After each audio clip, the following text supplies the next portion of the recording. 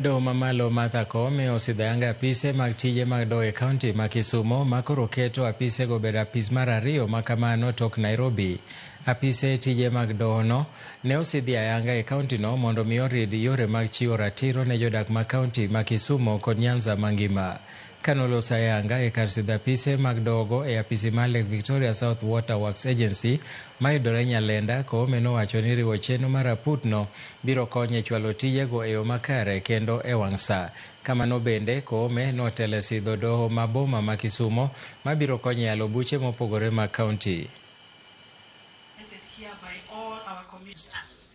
The hosts of this event, Koome, His Excellency, the Governor of the... We have to continuously improve the efficiency in the service delivery. We have to continuously increase our coordination by working with others, because we don't serve ourselves, we serve the county, we serve the people. And therefore, we must always keep these channels and avenues open so that we can increase the access to justice within all the jurisdictions of where we work and ensure everybody is reached.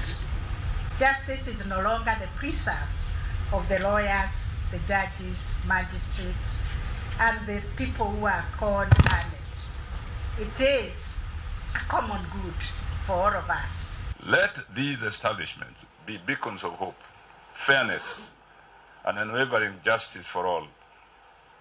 Let them contribute to a more peaceful, harmonious, and prosperous Kisumu County, where every voice can be heard, every right can be protected, and every dispute can find a just resolution.